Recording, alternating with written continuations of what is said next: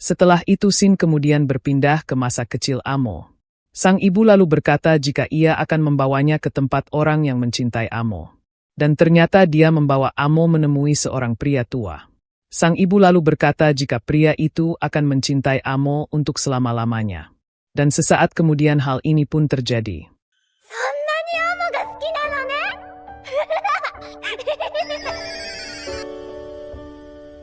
Amo yang polos tak mengetahui jika dirinya telah dijual ke pria tersebut.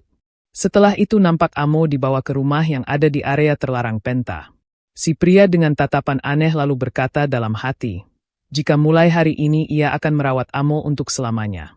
Singkat waktu setelah Amo sedikit dewasa, nampak si pria itu memberitahukan jika kamar ini dulunya digunakan untuk sebuah ritual. Dan karena hal itu ia mengajak Amo melakukan ritual juga, ritual yang biasa mereka lakukan. Amo lalu berkata jika jantungnya selalu berdebar saat mereka melakukan hal itu. Mendengar hal ini si pria itu lalu menjawab jika itulah yang disebut cinta. Dan Amo telah jatuh cinta kepadanya. Dan sesaat kemudian hal ini pun terjadi.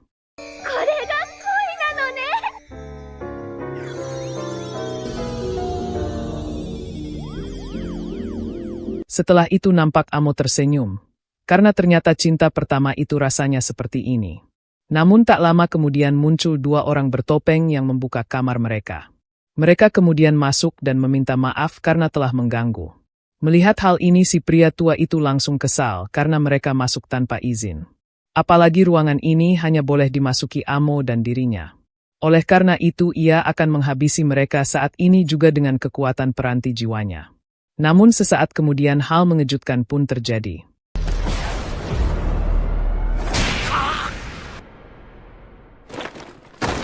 Setelah membuatnya pingsan, mereka kemudian menyerahkan sepatu itu kepada Amo.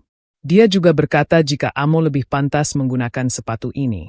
Sepatu ini juga bisa mengisi kekosongan yang berada di dalam hati Amo. Setelah termenung sebentar nampak Amo mengambil sepatu tersebut. Tak lama kemudian sosok bertopeng itu lalu berkata, jika ia sudah menduga jika tempat ini yang paling dekat.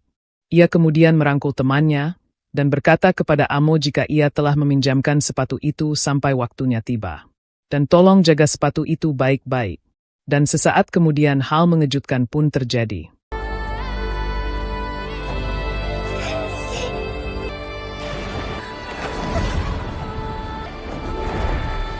Melihat sosok itu terbang, nampak Amo sangat kagum dengan hal itu. Namun tak lama kemudian si pria tua kemudian bangun, dan menanyakan mengapa Amo mencuri sepatu itu darinya.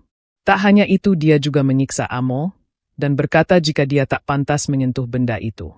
Amo lalu merasa, mengapa ini berbeda dengan biasanya. Biasanya ia tak merasakan suatu emosi, namun hatinya sekarang merasa gelisah.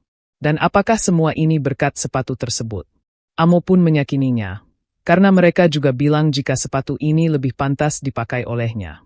Dan itu berarti sepatu ini milik Amo. Shin kemudian berpindah ke masa sekarang. Nampak Rudo datang dan ingin bicara dengan Amo. Namun Volo tiba-tiba menghentikannya karena wanita itu tadi sedang bicara. Dia sedang menceritakan informasi yang Rudo cari. Shin kembali berpindah ke cerita Amo. Nampak pria itu tak percaya karena peranti jiwanya bereaksi kepada Amo. Dan seharusnya peranti jiwa itu hanya bisa dipakai oleh pemiliknya. Amo lalu menjawab jika mungkin saja sepatu ini bukanlah milik dia. Ia mungkin tidak paham cara kerja peranti jiwa, tapi orang itu bilang sepatu ini lebih pantas dipakai olehnya. Selain itu dada Amo merasa terpenuhi saat di dekat sepatu ini. Rasanya seperti menemukan pecahan dirinya yang telah hilang. Dan oleh karena itu Amo lalu menanyakan, apakah boleh sepatu ini untuknya. Mendengar hal ini pria tua itu menolak dan berusaha merebut kembali sepatu itu. Ia lalu berkata jika Amo tak boleh mencuri barang orang lain.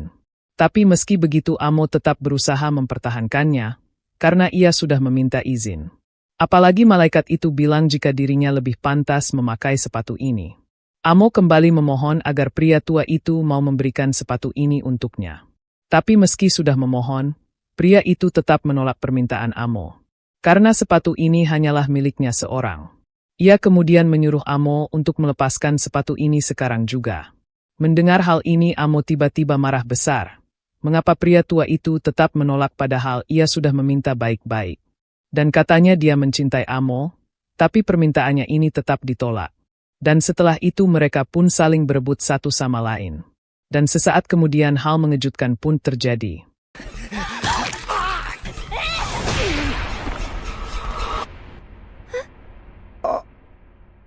Setelah pria tua itu terjatuh dan meninggal, Amo pun bertanya-tanya mengapa terjadi hal seperti ini. Amo juga menanyakan mengapa ia tinggal bersama pria itu, dan mengapa ibunya mempertemukannya dengan dia. Meski dalam pikiran Amo merasa jika sang ibu telah menjualnya, namun Amo tak percaya dengan hal itu. Amo malah berpikir, jika ibunya melakukan hal ini supaya ia dicintai. Setelah itu kekuatan Amo pun bangkit. Banyak orang datang ke padang pasir ini, dan Amo ingin dicintai oleh banyak orang. Beberapa bulan setelah itu, malaikat itu pun kembali ke tempat ini. Namun kali ini hanya ada satu orang. Mendengar cerita Amo barusan, Volo pun bertanya-tanya apakah malaikat itu nyata. Zangka juga menimbuhkan, apakah mungkin malaikat yang dimaksud adalah Giver yang mempunyai sayap. Namun meski begitu Tamsi tak yakin, karena Amo punya kebebasan menghayal. Dan mungkin saja hal itu bukan sesuatu yang nyata. Rio juga bertanya-tanya, bagaimana mereka bisa menembus perbatasan langit tersebut. Setelah itu Engine lalu menanyakan, kira-kira kapan malaikat itu kembali dari dunia atas. Mendengar jika dia kembali 1 bulan yang lalu, Engine pun sadar jika saat itu Rudo juga baru tiba di dunia bawah. Dan sesaat kemudian nampak Rudo terkejut dengan sosok yang digambar Amo. Mengetahui jika dia datang ke dunia bawah dan mempunyai satu rekan. Hal itu membuat Rudo semakin bersemangat karena itu adalah informasi yang berguna. Ada kemungkinan dia mengejarnya, tapi Rudo tak peduli alasan itu. Dan kalau dia ada di sini, maka ia hanya perlu mencarinya. Dan apapun yang terjadi Rudo akan menemukan orang tersebut. Metode kembali ke dunia atas, alasannya menghabisi Regto, Rudo akan membuat dia mengatakan semuanya. Lalu ia akan membuat mereka meminta maaf di depan makam Regto. Melihat sikap Rudo barusan, Amo pun merasa jika dia mirip dengannya. Sarung tangan itu dan sepatu ini, mungkin cocok dipakai orang yang kehilangan sesuatu. Dan barang-barang ini punya sesuatu yang bisa mengisi kekosongan yang ada di dalam hati mereka. Amo sudah mendapatkan kembali emosi yang seharusnya dirasakan seorang manusia. Tapi saat menjadi manusia, Amo mulai paham banyak hal. Meski Amo ingin hidup bersama orang lain dan ingin dibutuhkan, tapi Amo takut pergi meninggalkan tempat ini. Jadi ia menunggu orang lain datang ke sini, dan ia berusaha menjalin sebuah hubungan dengan orang yang mengunjungi taman kecil ini. Namun semuanya tak pernah berjalan lancar. Lalu sekarang Rudo ingin meminta maaf kepadanya, tapi itu tak perlu dia lakukan. Karena semuanya juga sama-sama bersalah. Mereka hanya tahu cara untuk memukul orang lain. Makanya dunia ini takkan pernah berubah. Mendengar hal ini Rudo lalu mengajak Amo untuk belajar mengulurkan tangan dan berkomunikasi dengan orang lain sama-sama. Ia juga kurang paham caranya, tapi ia juga ingin belajar bersama Amo. Mendengar hal ini Amo pun tersenyum. Setelah itu nampak mereka pamit pergi. Amo tak ingin ikut, karena ia akan tinggal di sini untuk menenangkan pikiran terlebih dahulu. Namun meski begitu, ia mengajak Rudo untuk mengobrol di lain waktu. Tak lama kemudian Rudo dan yang lainnya pun pergi. Dalam perjalanan Engine mengatakan jika mereka belum tahu cara menyeberangi perbatasan. Tapi meski begitu misi ini sudah ada kemajuan. Mereka tahu soal malaikat yang bisa menyeberangi perbatasan, dan peranti jiwa yang punya logo yang sama dengan punya Rudo. Setelah itu nampak Rudo memikirkan, jika ia cukup kesal sampai-sampai memukul Amo. Dan saat tahu jika malaikat itu ada di bawah, kukira ia akan kembali mengamuk. Tapi amarah itu mereda setelah mendengar cerita Amo. Di sisi lain nampak Amo tersenyum, dan lain kali ia ingin meminta mereka untuk menginap. Namun sesaat kemudian hal mengejutkan pun terjadi.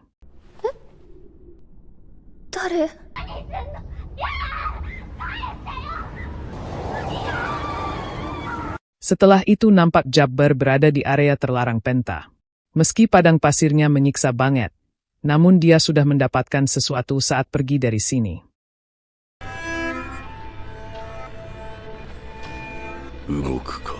Dalam perjalanan pulang nampak mereka berlindung sebentar dari hujan sampah. Engine lalu memberitahukan jika dunia atas selalu bergerak. Mereka terkadang menjatuhkan sampah seperti ini. Dan rute yang mereka ambil umumnya tidak berubah, jadi orang-orang membangun zona aman menghindari rute tersebut. Hujan ini juga membuat banyak orang mati karena tertimpa sampah-sampah tersebut. Tamsi lalu menambahkan, jika itulah yang membuat orang dunia bawah semakin membenci orang dari dunia atas. Sayangnya meski sangat ingin membalas dendam, mereka akan mati jika menyeberangi perbatasan. Rio lalu bertanya-tanya bagaimana cara Rudo dan malaikat itu melewati perbatasan. Mendengar hal ini Rudo pun tak memahaminya. Tapi sepertinya ia melihat sesuatu meski ingatannya agak buram di bagian tersebut.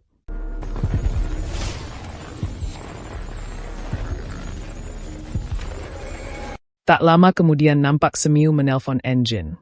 Mengetahui jika Engine dan yang lainnya akan pulang, Semiu lalu meminta mereka untuk pulang lewat pintu belakang. Karena sekarang ada beberapa hama yang mengganggu. Mendengar hal ini Rudo pun tak paham apa yang dimaksud Semiu. Setelah masuk dari pintu belakang, Engine lalu memberitahukan jika hama tersebut ialah Wakers. Setelah menyerang markas Cleaners, nampak para Wakers merasa senang dan menganggap jika keamanan markas ini sangat ampas. Dan ternyata mereka datang ke sini untuk merebut Rudo. Mereka kemudian menyuruh para Cleaners untuk menyerahkan orang dari dunia atas tersebut. Dan jika menolak maka mereka akan menjarah markas ini sampai habis. Mendengar hal ini Semiu lalu menjawab, jika ia tak takut dengan hama seperti mereka. Ia juga tak mengetahui mereka mendapatkan informasi ini dari siapa. Dan berani-beraninya mereka langsung menyerang markas ini dari depan. Mendengar hal ini pemimpin Wakers nampak tersenyum. Karena mereka telah menyiapkan strategi. Diketahui jika yang di depan saat ini hanya umpan, karena ada beberapa orang yang ditugaskan untuk menyusup. Mereka dengan percaya diri lalu berkata, jika tak ingin markas ini berlubang, para Cleaners hanya perlu menyerahkan orang dunia atas tersebut. Namun sesaat kemudian mereka dibuat terkejut, karena markas itu sama sekali tak berlubang. Tak hanya itu para penyusup yang ditugaskan, juga tak bisa masuk meski menggunakan alat-alat tersebut. Semiu lalu berkata jika ingin masuk mereka harus izin terlebih dahulu kepada orang yang disebut pengurung diri terkuat. Tak lama kemudian nampak Semiu datang untuk menyingkirkan mereka. Ia kemudian menyuruh para Wakers untuk menunjukkan kemampuannya. Merasa ditantang mereka pun kesal dan akan menyerang Semiu dengan rudal. Namun sesaat kemudian hal mengejutkan pun terjadi.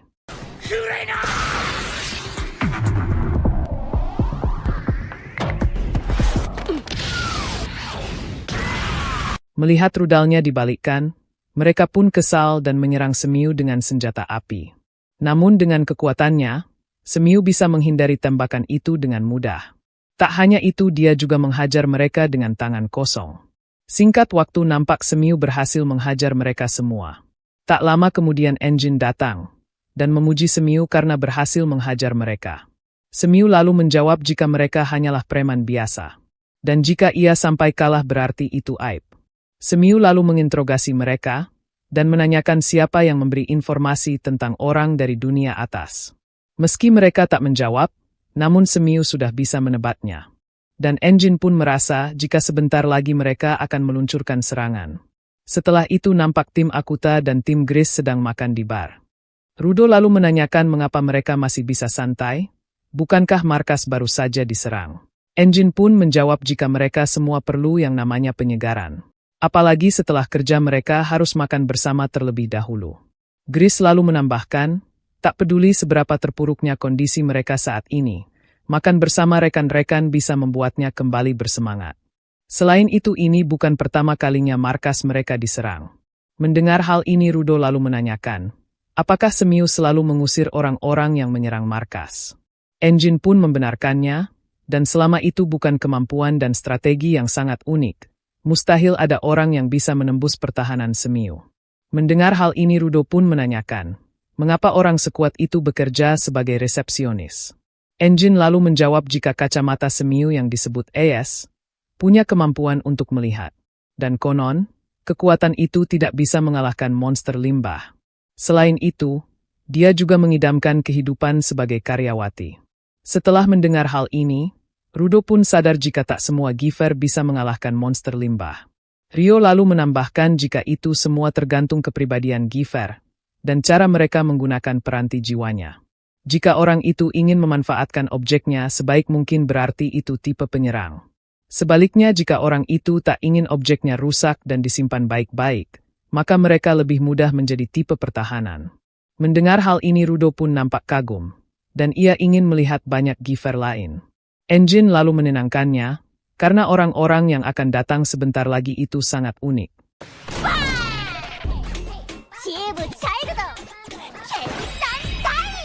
Melihat salah satu dari mereka nampak Rudo mengingat kenangan buruk. Setelah saling menatap tajam, Rudo lalu mengambil makanannya dan ia tak ingin membagikan makanannya lagi. Tak lama kemudian nampak gadis yang memakai kostum itu menyapa Rudo. Namun sayangnya Rudo tak mengetahui siapa gadis tersebut. Mendengar Rudo tak mengingatnya, jelas saja membuat gadis itu merasa syok. Padahal saat pertama kali datang ke markas ia juga ada di sana. Melihat Rudo masih kebingungan, laki-laki itu kemudian meminta maaf karena mereka belum memperkenalkan diri. Diketahui jika gadis berkostum itu bernama Guita Happy Fantasia. Anak kecil itu bernama Der Santa, sedangkan ia adalah ketua tim Child yang bernama Bro Santa. Dan anggota tim Child bukan mereka saja, namun ia berharap mereka bisa akrab. Guita lalu meminta Rudo untuk menceritakan lebih banyak soal dunia atas. Mendengar hal ini Bro Santa lalu meminta Guita untuk tak bertanya soal itu di tempat umum. Engine juga menambahkan, jika Rudo menceritakan hal ini takutnya ada yang diam-diam ikut menyimak. Dan berdasarkan kesaksian para hama kemarin, mereka mendapatkan informasi soal Rudo dari pria asing di bar. Pria itu tiba-tiba mendekat dan berbagi informasi secara cuma-cuma. Engine pun merasa jika mereka sudah dijebak, demi menemukan titik kelemahan Cleaners tanpa membahayakan diri sendiri.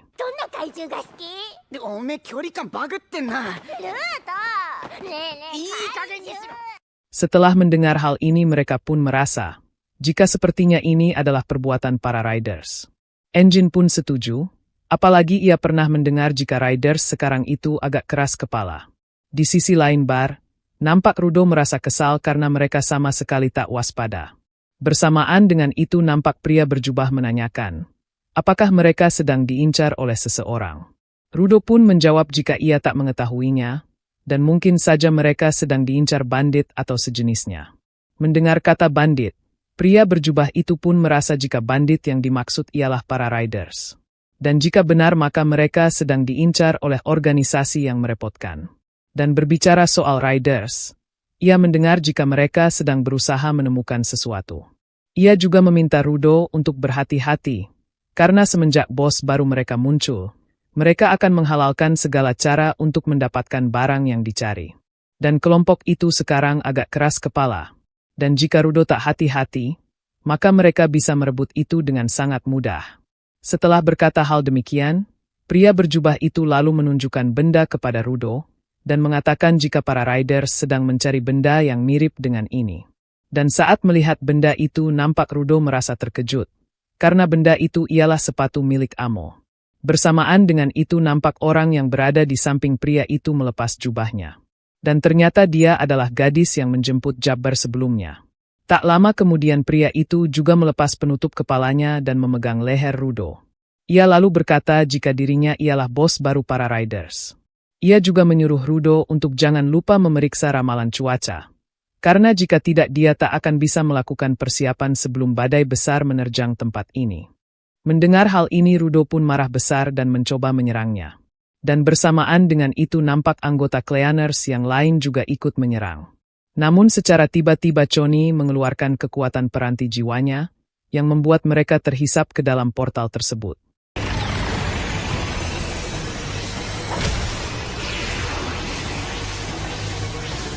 Setelah itu nampak mereka berhasil ditangkap, dan hanya tersisa Grace dan timnya.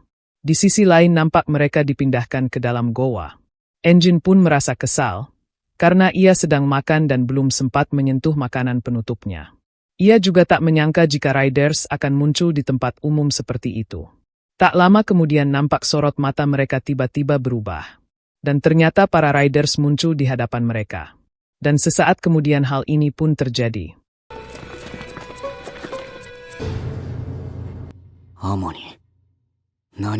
Setelah itu Engine lalu berkata, jika mereka bermaksud menangkap Rudo, tapi maaf saja mereka mendapatkan beberapa bonus. Ia juga menanyakan apa yang mereka rencanakan selanjutnya. Ketua Boss Riders itu lalu menjawab, jika Rudo sebelumnya mencemaskan Cleaners yang kurang waspada. Namun itu salah karena orang dunia bawah selalu hidup dengan penuh waspada. Karena itu mereka tidak pernah meninggalkannya. Dan itu juga alasan mengapa mereka ada di sini sekarang. Namun meski begitu Ketua Boss Riders sudah mengantisipasi semua ini.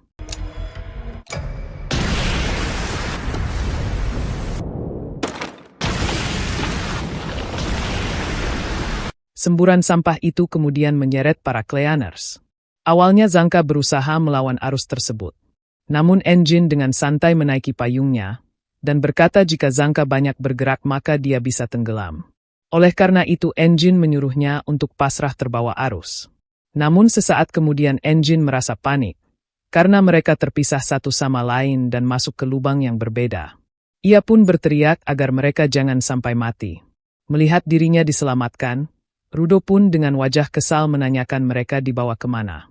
Ketua Boss Rider selalu menjawab jika Rudo tak perlu tahu, karena merekalah seenaknya ikut dengannya. Namun meski begitu ia tak suka melakukan sesuatu yang sia-sia. Ia kemudian meminta para bawahannya untuk meladeni mereka. Sebelum pergi Jabbar lalu berkata kepada Rudo, jika mereka akan pergi bermain dulu dengan bonus-bonus tersebut. Sementara itu, dia harus baik-baik dengan bosnya. Tak lama kemudian Boss Riders itu lalu menanyakan, mengapa Rudo sangat marah saat bertanya tentang Amo. Ia juga memperkenalkan dirinya yang diketahui bernama Jodil Tiphon. Zodil lalu menanyakan apakah Rudo ingin menjatuhkan dunia atas bersamanya.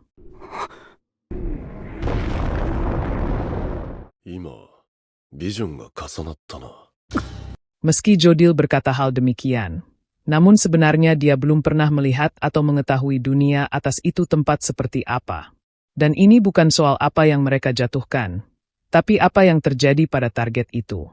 Zodil kembali bertanya apakah Rudo sedang membayangkan hal itu.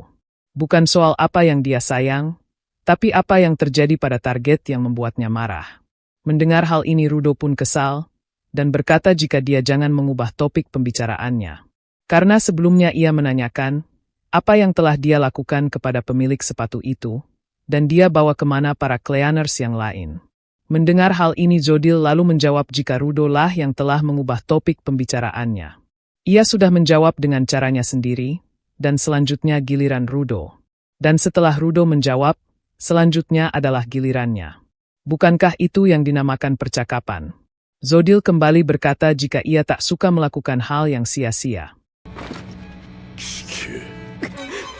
Mendengar hal ini Rudo pun bertanya-tanya, mengapa susah sekali berbicara dengannya. Saat pertama bertemu Amo juga susah diajak bicara, tapi Zodil sama sekali berbeda. Kalau Amo obrolan mereka tak pernah nyambung, dan kalau Zodil dia mengekangnya dengan kata-kata. Sang MC kemudian meraba sakunya, dan ia tak punya sampah untuk melawan Zodil Tiphon. Melihat sikap Rudo, Zodil pun menanyakan apakah dia begitu cemas dengan Cleaners dan si Amo itu. Ia juga menanyakan mengapa dia bergabung dengan Cleaners. Rudo pun menjawab jika ia bergabung dengan Cleaners, karena ingin mencari metode kembali ke dunia atas. Mendengar hal ini dengan tatapan tajam, Zodil pun menanyakan apakah dia benar-benar berpikir bisa kembali ke sana. Ia juga memberitahukan, jika Cleaners tak berkewajiban untuk pergi ke dunia atas. Mereka semua ada di samping Rudo karena itu cukup menguntungkan. Dan jangan bilang Rudo sudah puas sampai di sini. Di sisi lain kita pun diperlihatkan siapa yang akan menjadi lawan teman-teman Rudo. Mulai dari Rio yang akan bertarung dengan wanita berambut panjang yang bernama Amozo, Engine yang akan melawan anak kecil bertopeng bernama Fu Orostor, Bro dan Dir yang akan melawan Om-Om bernama Bundus, sedangkan Zanka akan melawan musuh bebuyutannya. Siapa lagi kalau bukan Jabbar? Jabbar lalu berkata jika ia akan menghajar Zanka sampai babak belur. Melihat Jabbar muncul di hadapannya, Zanka sudah tak peduli dengan apa yang mereka rencanakan. Dan hanya ada satu hal yang muncul di dalam kepalanya. Kalau ia tak menghabisinya, maka ia yang akan dihabisi.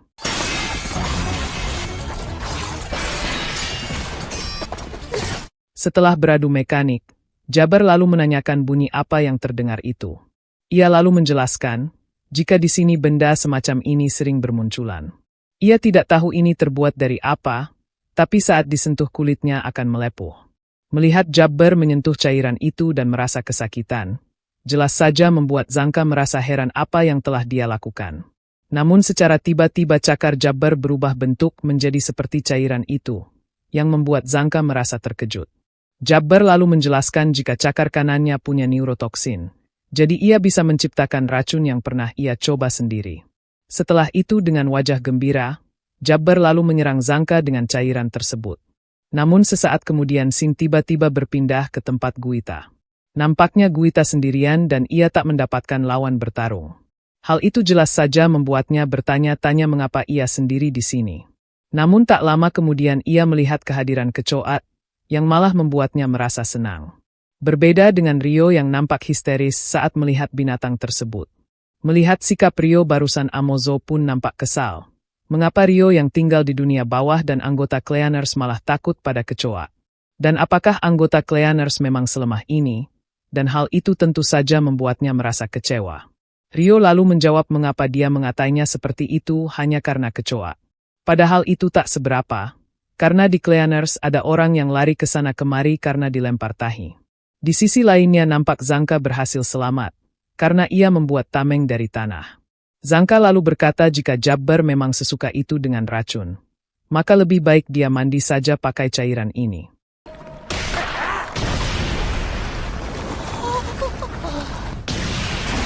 Di sisi lain nampak Engine merasa bosan. Mengapa lawannya hanya diam saja sedari tadi?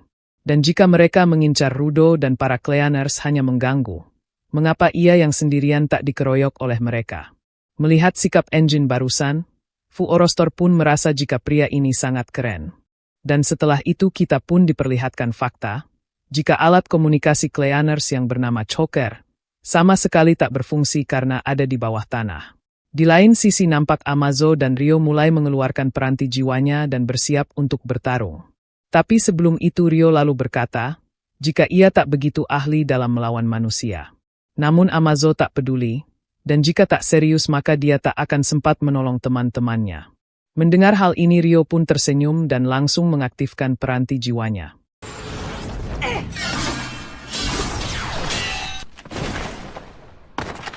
Setelah menyerang Amazo, Rio pun berkata jika ia tak ingin ada darah menempel di guntingnya.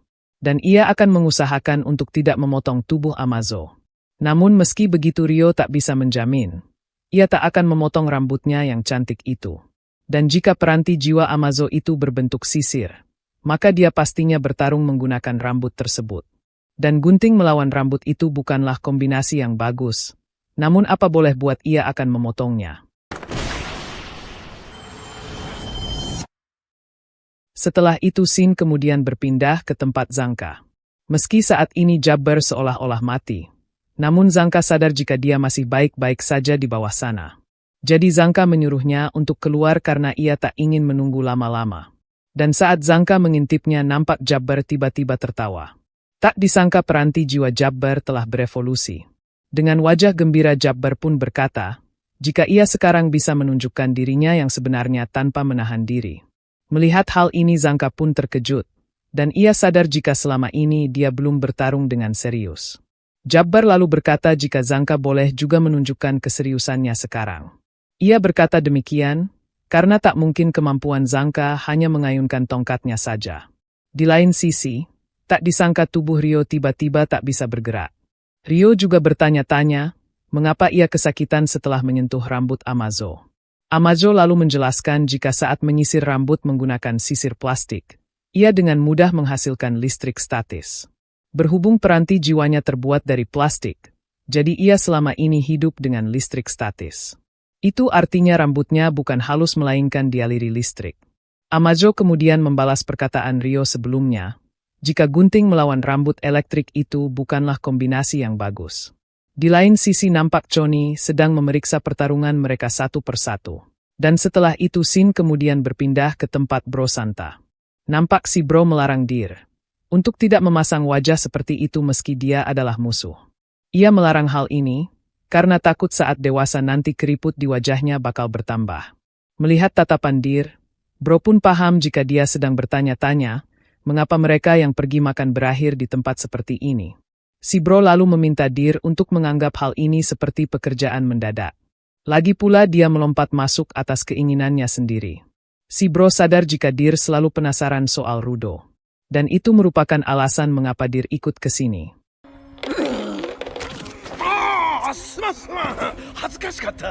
Melihat tingkah mereka, Bundus pun tersenyum dan menanyakan apakah mereka ayah dan anak.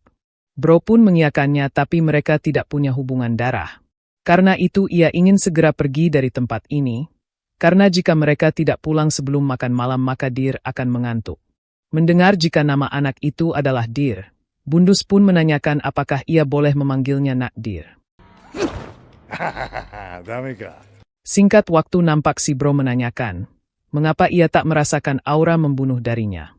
Dan apakah dia serius ingin bertarung melawannya. Mendengar hal ini Bundus lalu memperkenalkan dirinya. Setelah mereka saling berkenalan, Bundus pun memberitahukan jika memang benar ia saat ini tak menunjukkan aura permusuhan. Bundus ada di sini karena perintah dari Zodil, tapi ia secara pribadi menginginkan hal lain. Tapi meski begitu mengalahkan mereka berdua adalah syarat untuk mendapatkan sebagian dari itu. Tak lama kemudian nampak mereka melihat makhluk kecil aneh yang ada di tanah. Bersamaan dengan itu Bundus lalu memberitahukan jika hal yang ia inginkan adalah informasi. Dan jika dia membagi informasi yang diinginkan, maka ia akan memberitahu apa yang akan terjadi saat mereka kalah.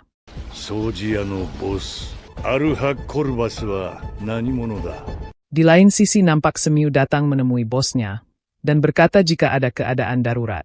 Ia melaporkan jika 4 anggota Akuta termasuk Rudo, dan 3 anggota Child telah diculik oleh Riders, dan lokasi mereka belum diketahui hingga saat ini.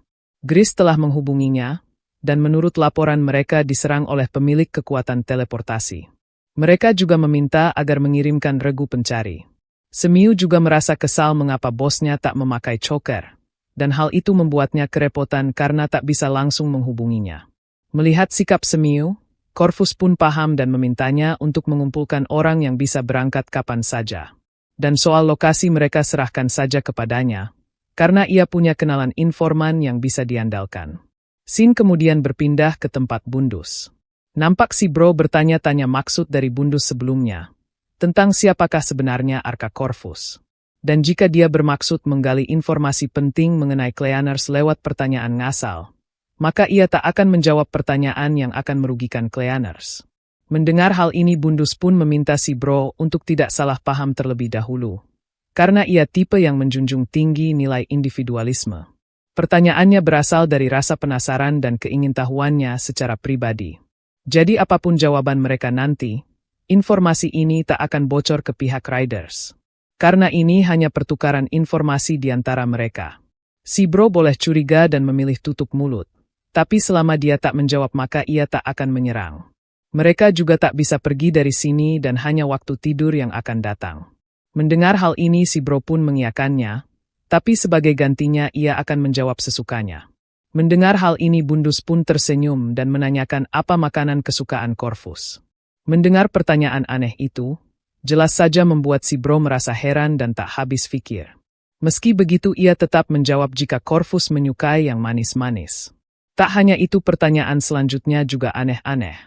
Mulai dari apa yang dia lakukan saat pergi keluar, sejak kapan dia bergabung dengan Cleaners, dan apakah dia pernah melihatnya menggunakan peranti jiwa. Dan semua pertanyaan itu si Bro menjawab tidak tahu, karena ia memang tak mengetahuinya. Si Bro juga nampak tertekan, karena sebenarnya ia ingin menjawab dengan ngasal. Tapi pertanyaan dia itu hanya menanyakan hal-hal biasa, yang membuatnya jadi canggung sendiri. Melihat keadaan Deer, si Bro pun harus segera memikirkan cara atau wajahnya akan penuh keriput. Dan kenapa ia selalu ada di posisi yang serba salah. Setelah itu Bundus lalu berkata jika pertanyaannya telah selesai. Dan sekarang adalah gilirannya. Jika mereka kalah maka Riders akan menjadikan mereka persembahan untuk monster limbah. Ia tidak tahu mereka pernah lihat atau tidak, tapi para Riders berhasil menciptakan beberapa monster limbah sendiri. Mendengar hal ini si Bro pun sadar jika informasi ini sangatlah penting untuk diketahui. Bundus lalu berkata jika informasi yang Bro berikan setara dengan informasi yang ia berikan. Terlepas dari betapa misteriusnya dia, fakta dia menyukai makanan manis berhasil menjadikannya lebih manusiawi. Sekarang ia sudah tahu banyak soal Corvus, dan dia pandai menyembunyikan itu di depan rekan-rekannya. Sin kemudian berpindah ke tempat Zanka. Jabbar lalu berkata jika Zanka tak perlu menyembunyikan kekuatannya lagi. Ia juga mengira jika Zanka sama sepertinya yang terlalu sering melawan orang yang lebih kuat, hingga harus menahan diri saat melawan orang biasa, atau mereka takkan bisa mengalahkannya. Ia suka bertarung dengan serius dan terus-terusan melawan. Dan jika ia masih belum bisa menang juga, maka ia akan makin bersemangat. Karena itu ia boleh menaruh sedikit harapan ke Zanka, dan berharap bahwa ada orang selain bosnya yang bisa mengalahkannya. Jabbar kembali menyuruh Zanka untuk memperlihatkan kekuatan sejatinya, atau kekuatan tersembunyi yang ada di dalam dirinya. Mendengar hal ini Zanka pun tak paham apa yang ada di dalam pikiran Jabbar. Sin kemudian berpindah ke ingatan Zodil. Saat itu ia melihat sampah yang jatuh dari dunia atas. Dan saat melihatnya ia sadar jika dunia atas memiliki kehidupan yang makmur. Zodil juga berkata jika makhluk hidup bisa berubah wujud untuk beradaptasi dengan lingkungan tempat tinggal. Ia orang dari dunia bawah, sedangkan Rudo orang dari dunia atas. Tapi kenapa dia memiliki sorot mata yang sama dengannya? Jabbar telah memberitahukan kepadanya, jika ia dan Rudo memiliki bau yang sama. Dia memang agak unik tapi pandai menilai seseorang. Dan karena itulah ia semakin tertarik kepada Rudo, dan ingin bertemu langsung dengannya. Mendengar hal ini Rudo lalu berkata tentang rencana Zodil yang ingin menjatuhkan dunia atas. Menurut Rudo rencana itu belum tentu bisa dia lakukan. Terlebih lagi ia tak terpengaruh oleh orang lain, karena ia ingin pergi ke dunia atas dengan kehendaknya sendiri, untuk menghajar orang-orang yang ingin ia hajar. Dan jangan seenaknya menganggap ia mirip dengan dia dan melibatkan mereka para Cleaners. Mendengar hal ini Zodil lalu memberitahukan, jika di antara orang-orang dunia bawah ada orang yang menyembah sampah dari atas dan menganggapnya sebagai karunia dari langit. Entah itu sampah organik yang membusuk, atau limbah kayu yang menembus tulang dan menghancurkan tubuh mereka. Tetap saja mereka melihatnya sebagai karunia dan menghormatinya. Lalu mereka juga memaksakan itu pada orang lain. Walau itu terlihat janggal bagi orang lain, tapi begitu Rudo terbiasa maka itu akan jadi rutinitas, dan kemudian berubah menjadi hal yang wajar. Dan saat melawan merekalah yang dianggap sesat. Mendengar hal ini Rudo pun mengingat kenangan pahitnya saat berada di dunia atas. Zodil kembali berkata jika tanpa pencetus yang jelas, mereka tak akan tahu siapa yang telah diracun. Tapi ada metode termudah untuk menarik mereka keluar dari ilusi racun itu, yaitu dengan mengguncang mereka. Guncangan itu hal yang sangat praktis, karena ia bisa menyeret keluar isi hati seseorang. Dan Rudo pastinya sudah pernah merasakan hal seperti itu. Berkat guncangan yang Jabbar berikan, dia bisa menjadi seperti itu. Dan contohnya lagi sekarang, orang yang sedang Jabbar lawan mungkin akan mengalami hal yang sama. Atau mungkin dia akan tunduk pada guncangan itu dan dihancurkan. Di sisi lain nampak Jabbar kembali menyerang. Melihat hal ini Zanka pun sadar jika Jabbar juga merupakan orang yang memiliki bakat alami. Ia harus apa supaya menang melawan itu? Apanya yang belum bertarung dengan serius, dan apanya yang menahan diri? Ia sering bertemu orang yang mengatakan itu karena ingin terlihat berbakat.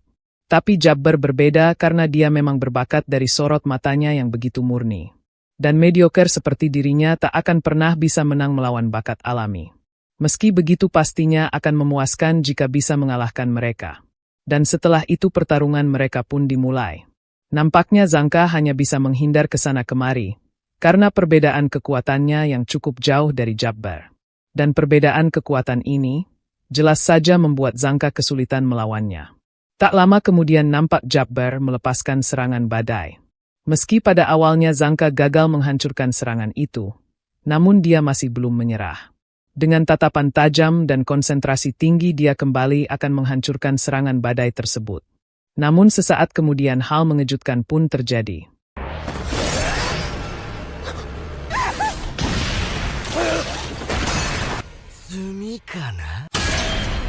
Tak disangka Zanka berhasil menahan serangan itu dengan mulutnya. Dia kemudian berusaha mengambil tongkatnya, sambil mengingat kenangannya dengan seseorang. Dengan penuh kegigihan Zanka berkata jika ia tak boleh mati sampai ia bisa membuktikannya. Zangka kemudian mendaratkan serangan yang membuat tulang rusuk Jabbar patah. Tak hanya itu, dia juga meninjunya hingga membuat Jabbar terpental. Jabbar pun kesal karena Zangka telah mematahkan tulang rusuknya dan mendaratkan pukulan di bagian tersebut. Zangka kembali menyerang Jabbar dengan pukulan berturut-turut. Namun Jabbar berhasil menghindari serangan itu dan malah menyuruh Zangka untuk menunjukkan kekuatannya lagi. Mendengar Jabbar terus-terusan menganggap ia belum serius, jelas saja membuat Zangka merasa kesal karena ia tidak seperti itu. Tapi meski demikian dia tak perlu cemas, karena meski hanya mediocre ia pasti bisa menghajarnya. Namun sesaat kemudian hal mengejutkan pun terjadi.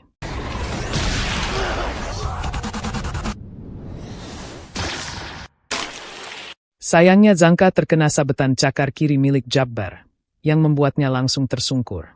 Jabbar dengan wajah senang lalu menjelaskan, jika cakar kirinya dalam mode serius bisa menggunakan 3 racun terbaru yang ia punya. Dan saat melihat Zangka histeris kesakitan, Jabbar pun merasa heran karena tadi dia bilang jika ini lebih mending daripada tahi. Dan sesaat kemudian hal menyedihkan pun terjadi. Setelah itu scene kemudian berpindah ke masa lalu Zangka. Nampak sang ayah berkata kepada Zangka, jika keluarga Nijiku telah mewarisi darah mulia dari generasi ke generasi. Dan keluarga ini mulai dari dirinya, kedua kakak Zangka, semuanya telah menjadi pengawas neraka, dan bertanggung jawab untuk mengelola dunia bawah. Hai.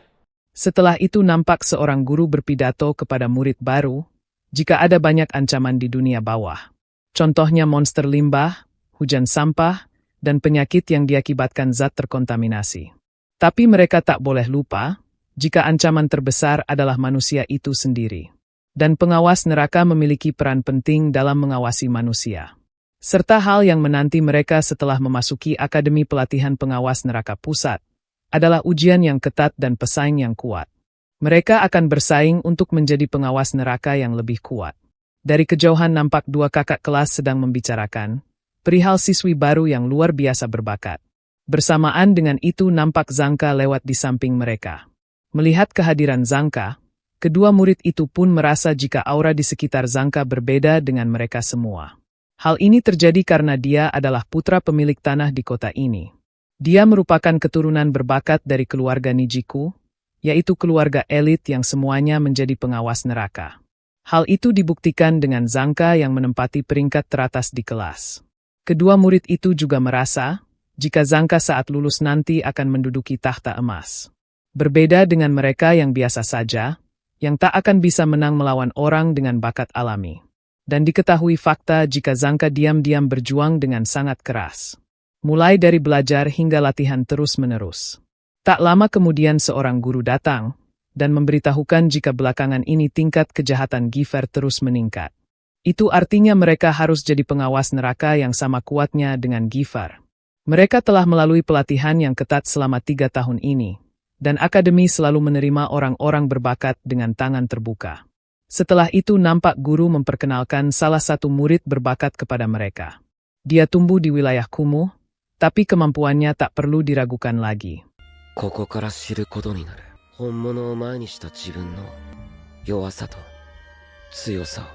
Setelah itu dijelaskan jika tahta emas adalah kursi paling mewah di akademi ini.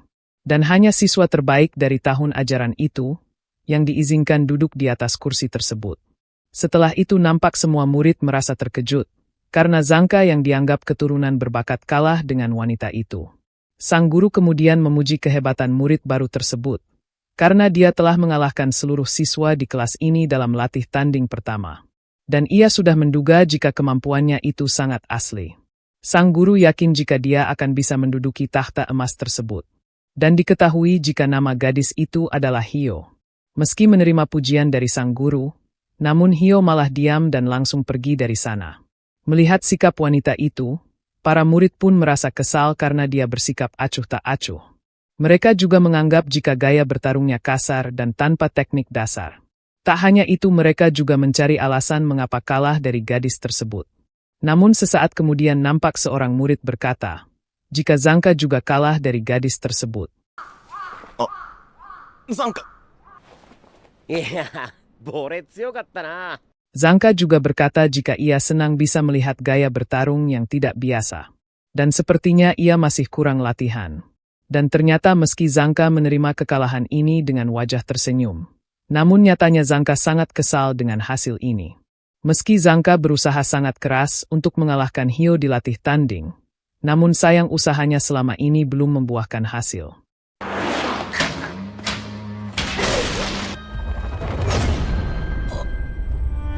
Setelah mengingat kekalahannya barusan, Zangka pun semakin kesal dan langsung membenturkan kepalanya ke tembok hingga mengeluarkan darah. Zangka lalu berkata jika usahanya selama ini masih belum cukup. Dirinya adalah sang nomor 1, dan ia masih belum kalah. Namun sesaat kemudian nampak Hyo datang, dan berkata jika darah Zangka terus-terusan menetes. Mendengar hal ini, sikap Zangka tiba-tiba berubah. Karena ingin terlihat tenang jadi Zangka memuji kehebatan Hyo. Dia baru masuk, tapi sudah jadi calon untuk duduk di takhta emas. Mendengar hal ini Hyo lalu menanyakan apa keuntungan jika ia duduk di kursi tersebut. Zangka lalu menjawab jika dia akan disebut sebagai pengawas neraka legendaris, atau orang penting di pusat. Apalagi banyak orang terkenal yang pernah duduk di kursi tersebut. Dan itu adalah impian semua murid yang ada di akademi ini. Meski begitu, Hyo masih menanyakan apa faedah yang didapat. Dan jika dipuji sebagai orang hebat, faedahnya itu apa? Setelah Hyo pergi dari sana, nampak Zangka terpaku dengan perkataan Hyo barusan. Setelah itu Zangka pun sadar jika di hadapan bakat yang sesungguhnya, bakat palsu akan mengalami degenerasi begitu cepat. Dan degenerasinya pun begitu mudah dikenali. Mulai dari si palsu yang meniru gaya rambut si asli, si palsu yang ingin curi dari yang asli, hingga si palsu yang mengejek bakat si asli. Dan hal itu membuat Zangka merasa jijik. Setelah itu nampak guru membawa beberapa jenis senjata, dan dia menyuruh para murid untuk memilih senjata berdasarkan instingnya.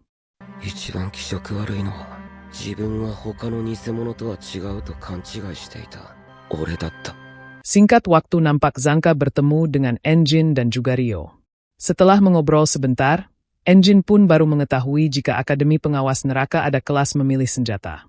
Ia lalu menanyakan apakah Zangka memilih tongkat itu menjadi senjatanya. Tapi Enjin merasa heran mengapa Zangka ada di dalam sumur. Dan jika kelas memilih senjata itu 3 hari yang lalu, berarti Zangka sudah ada di dalam sana selama itu tanpa makan dan minum. Zangka lalu menjawab jika ia kebetulan melihat lubang, jadi ia masuk ke dalam sini dan tak bisa keluar lagi. Zangka lalu berkata jika semua orang telah memilih senjata yang menurut mereka terlihat kuat.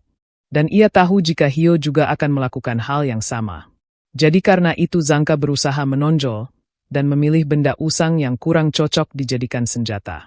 Waktu itu Zangka berpikir jika ini seperti alur klise pada umumnya, yang dimana senjata usang sangatlah kuat. Namun ternyata ini bahkan tak bisa disebut dengan senjata. Zangka pun menyalahkan pihak akademi, yang meletakkan tongkat tidak jelas ini di antara senjata yang lain. Ia juga tak menyangka jika mereka akan menatap dirinya dengan sorot mata seperti itu, saat ia memilih senjata tongkat usang ini.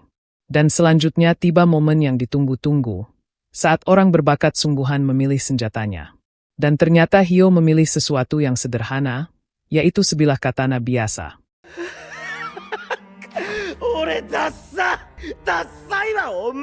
Zangka juga berkata, jika ia rupanya hanyalah seseorang yang ingin disebut punya bakat alami. Sekarang ia sadar, jika seorang mediocre seperti dirinya tak akan pernah bisa jadi orang berbakat. Dirinya dan tongkatnya ini sama-sama palsu. Jadi karena itu Zangka berpikir jika ia lebih baik mati. Mendengar hal ini Enjin lalu berkata, jika Zangka yang seorang mediocre hanya perlu melampaui orang berbakat. Lagi pula ia tak paham apa yang membuat seseorang disebut punya bakat alami. Dan kenapa pula dia harus berubah jadi orang berbakat, yaitu sosok yang bukan dirinya sendiri. Terlebih lagi, meski Zangka bicara macam-macam tapi sebenarnya dia masih ingin berjuang. Hal itu terlihat, karena Zangka masih menggenggam erat tongkat biasa tersebut. Normalnya orang-orang akan membuang sampah itu, tapi dia tetap menggenggamnya erat-erat. Enjin juga berkata jika ia hanya orang yang kebetulan lewat, jadi ia tak bisa berkomentar macam-macam. Ia lalu memotivasi Zangka, jika orang yang menyadari kelemahannya bisa bertambah kuat. Sebelum pergi dari sana, Engine berkata jika ia akan datang lagi ke kota ini untuk makan manju. Jadi coba buktikan kepadanya suatu hari nanti, saat mediocre bisa melampaui bakat alami. Tak lama kemudian hal ini pun terjadi.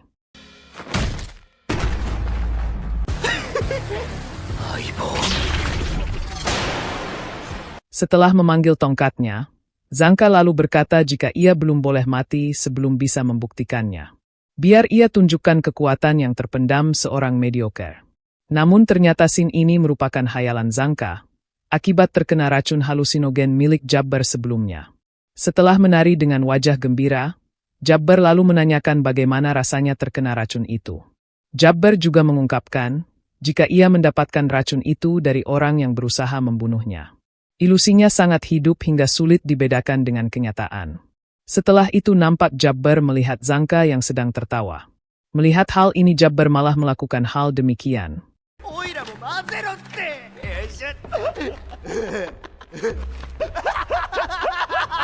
Di lain sisi nampak Guita masuk ke sebuah tempat, setelah menyelusuri lorong sempit tersebut.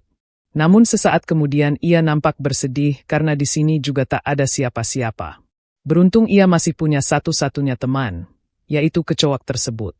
Namun sesaat kemudian kecoak itu tiba-tiba pergi, yang membuat Guita mengejarnya. Dan tak lama kemudian nampak Guita tiba di suatu tempat, yang membuat ia hanya bisa terpaku. Di lain sisi nampak Jabbar membawa Zanka, untuk menjadikannya persembahan bagi monster limbah. Karena dia telah menyelesaikan tugasnya dengan sangat baik, jadi Jabbar tak sabar ingin melihat hadiah dari bosnya. Namun sesaat kemudian hal mengejutkan pun terjadi.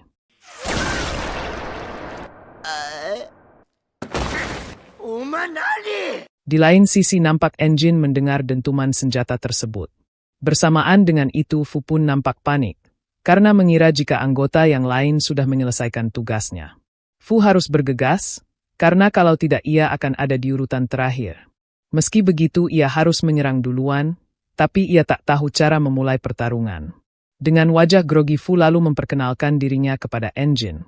Ia juga memberitahukan, jika bosnya telah memerintahkan sesuatu kepadanya.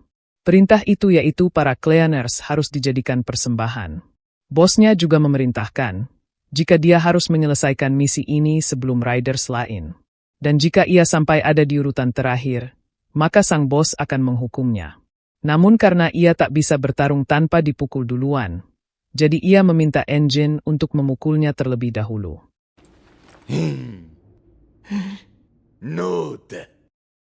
Scene kemudian berpindah ke beberapa saat sebelumnya.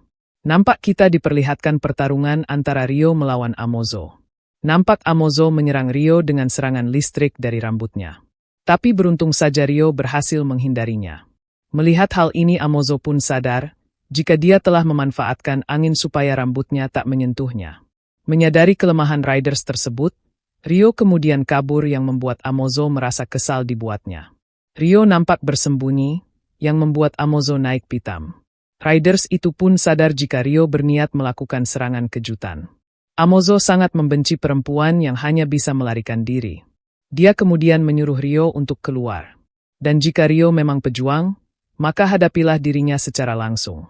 Dari tempat persembunyian nampak Ryo tersenyum, karena ternyata tebakannya benar. Diketahui jika setruman dari rambut Amozo tidak bertahan selamanya. Tapi sayangnya serangan Ryo barusan gagal, karena Amozo berhasil mengelak.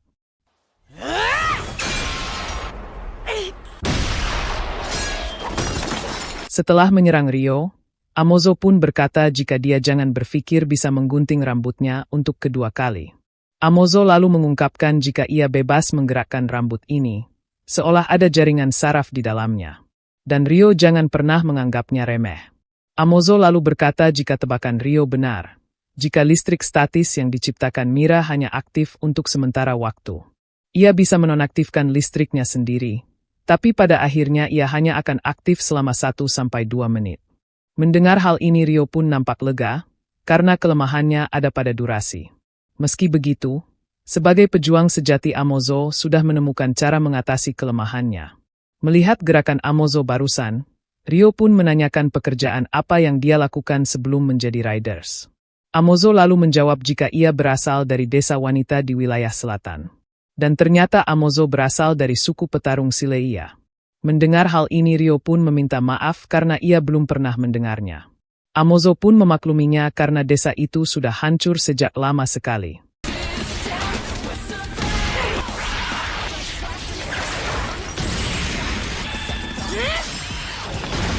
Setelah melewati pertarungan yang sengit, Amozo pun berkata jika Rio masih termasuk kategori kucing. Mendengar hal ini Rio lalu melihat area sekitar, dan menanyakan apakah tak akan ada orang yang mendengar jeritan minta tolong jika ada di sini.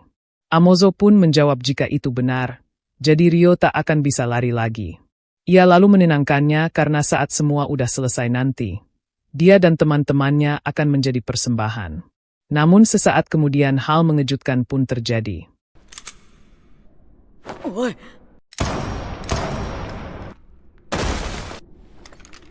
Setelah terkena tembakan, Amozo pun merasa heran kenapa Rio mempunyai benda tersebut. Rio lalu mengungkapkan jika Engine telah melarangnya untuk menghabisi orang lain. Jadi karena itu ia berusaha keras untuk bertarung tanpa menghabisinya. Tapi karena Amozo sangat kuat, jadi ia terpaksa menggunakan ini. Dan untung saja tak ada yang dengar suara barusan. Rio melakukan hal ini karena ia harus melindungi rekan-rekannya dari musuh. Rio juga tak akan membiarkan gunting itu ternoda oleh darah lagi, karena itu adalah sumpahnya dari dulu. Rio lalu mengungkapkan jika pistol ini ia dapatkan dari bos lamanya sebagai hadiah perpisahan. Mendengar hal ini Amozo dengan wajah terkejut menanyakan, apakah dia adalah pembunuh bayaran?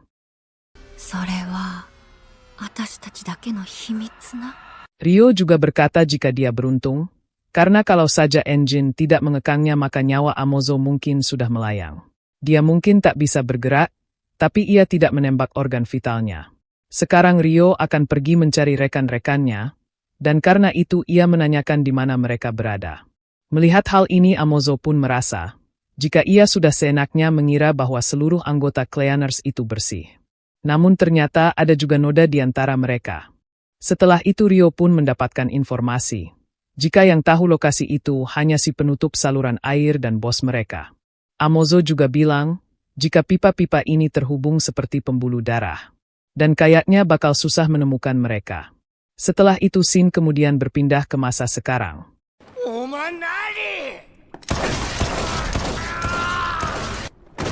Setelah menembak Jabber hingga sekarat, Rio pun berkata jika dia itu orang yang sangat gigih jadi tak akan mati dengan mudah.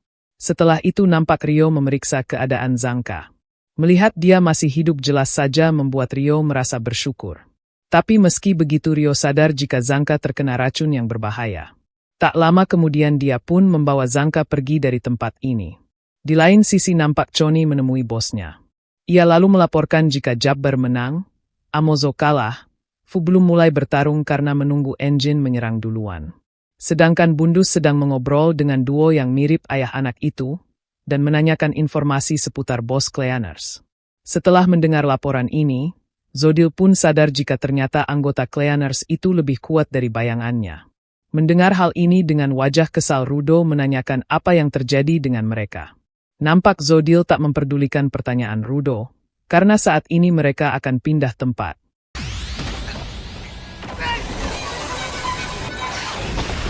Dan ternyata mereka membawa Rudo ke tempat Guita sebelumnya.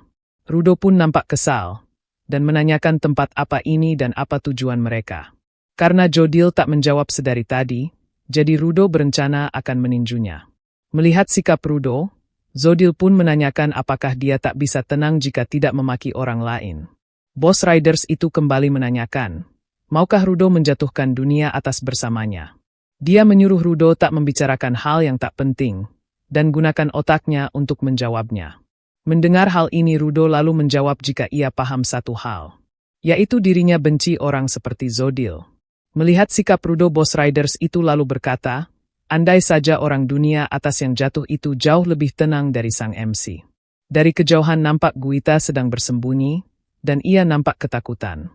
Karena sepertinya percuma saja menjelaskan rencana pergi ke dunia atas kepada Rudo, jadi Zodil pun akan memperlihatkannya secara langsung. Zodil lalu berkata jika seri pengawas, yaitu sarung tangan milik Rudo, mantel miliknya, dan sepatu itu, ia pernah berusaha menciptakan seri pengawas. Setelah itu Shin kemudian berpindah ke ingatan Zodil. Nampak dia menemukan benda yang akan digunakan untuk bereksperimen membuat seri pengawas.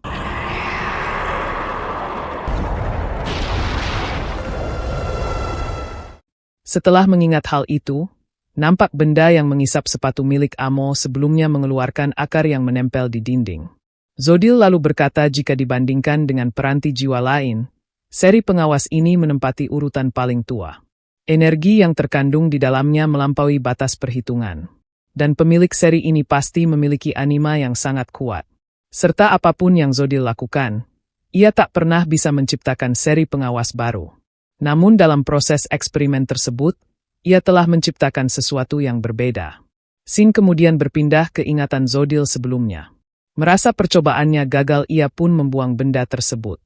Namun saat ia akan pergi hal mengejutkan pun terjadi. Zodil lalu berkata, jika Cleaners pasti pernah melihat peranti jiwa yang menggerakkan monster dunia bawah. Mendengar hal ini Rudo pun langsung mengingat tentang peranti jiwa yang berada di inti monster limbah yang ia lawan.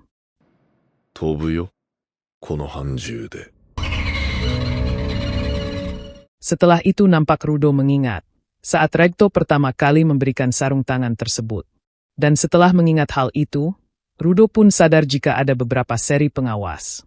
Mulai dari sarung tangannya, mantel milik Zodil hingga sepatu milik Amo. Dan jika itu benar, Rudo pun merasa jika masih ada yang lainnya.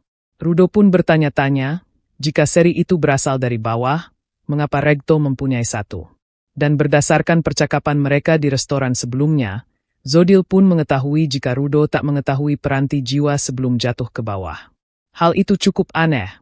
Mengingat orang dunia atas yang tidak tahu peranti jiwa, bisa memiliki peranti jiwa berkualitas tinggi seperti seri pengawas. Apalagi mereka tetap waras bahkan setelah menjadi giver seri tersebut. Setelah mendengar hal itu Rudo pun menanyakan apa sebenarnya benda ini.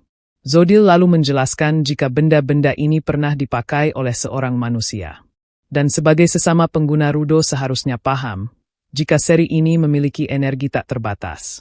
Karena seri pengawas diciptakan oleh satu orang manusia. Zodil pun bertanya-tanya kehidupan seperti apa yang dia jalani hingga bisa menciptakan benda sekuat ini. Jika benda ini digunakan oleh seseorang yang sudah terpenuhi, jejak-jejak kehendak atau anima yang kuat akan mengalir dan membuatnya gila. Mendengar hal ini Rudo lalu berkata jika ia sudah memakai sarung tangan ini sejak dulu sekali. Tapi ia tak gila. Ketua Riders itu pun membenarkan hal ini. Karena mereka bisa menggunakan seri pengawas dengan normal. Dan alasan mereka tak menjadi gila, mungkin karena mereka telah kehilangan bagian penting dari kemanusiaan entah di mana. Mendengar perkataan Zodil barusan, Rudo pun langsung mengingat kenangan pahitnya saat berada di dunia atas. Melihat Rudo patah semangat Zodil pun langsung mempertanyakannya. Karena bukankah itu pula yang membuatnya memiliki kekuatan sebesar ini? Rudo pastinya penasaran, jika seseorang dapat menggunakan seri ini tanpa kesulitan apapun, apa yang akan terjadi jika dia menggunakan semua bagian dari seri tersebut? Dan demi mencapai tujuannya Zodil harus tahu jawabannya. Oleh karena itu ia perlu melakukan eksperimen. Untuk berjaga-jaga ia mencoba menciptakan imitasi seri pengawas. Meski eksperimen itu gagal, namun kegagalan itu tidak sia-sia. Dengan inti yang terbuat dari imitasi seri pengawas, monster limbah imitasi ini terus berevolusi setiap mereka memberikan persembahan berupa peranti jiwa. Dan alasan ia mendekati Rudo dan rekan-rekan Cleaners-nya, semuanya demi eksperimen penting untuk menjatuhkan dunia atas.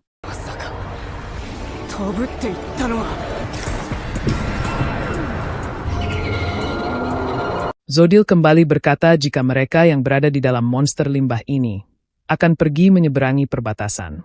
Dengan begitu mereka akan tahu siapakah yang akan bertahan hidup dan siapakah yang akan mati. Ramalan cuaca itu juga tidak sia-sia, karena badai yang menarik sedang terbentuk. Di lain sisi, saat Guita mendengar jika mereka berada di dalam monster limbah yang akan menyeberangi perbatasan, hal itu jelas saja membuatnya merasa terkejut.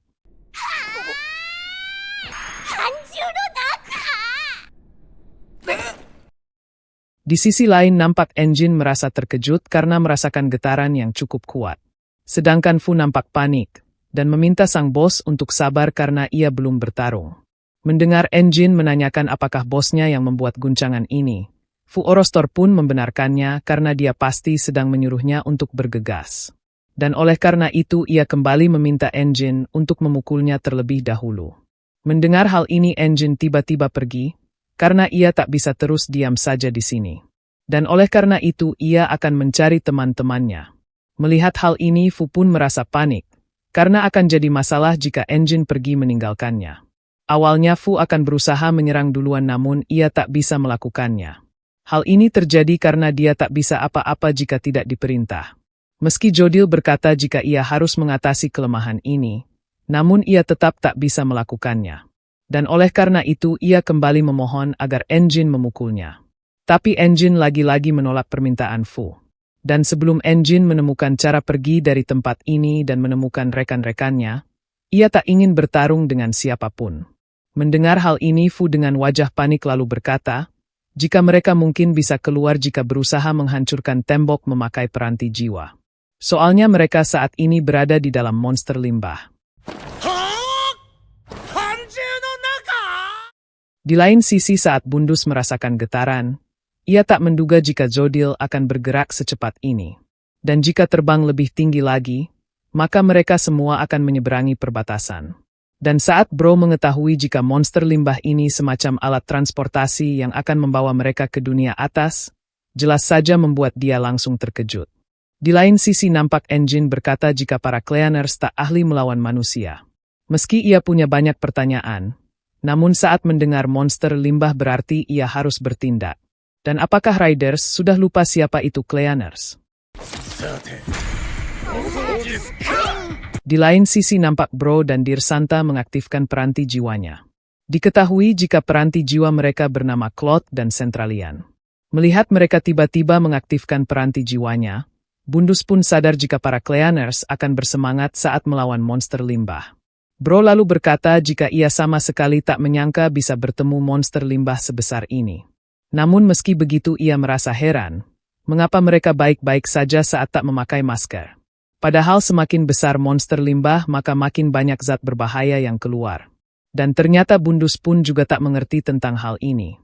Setelah itu nampak Bro mengikat Dir, dan berkata jika mereka harus segera menyelesaikan ini. Dan saat melihat Dir dilempar begitu saja, jelas saja membuat Bundus merasa heran. Dengan wajah kaget ia pun bertanya-tanya, apakah anak itu bermaksud menghancurkan dinding?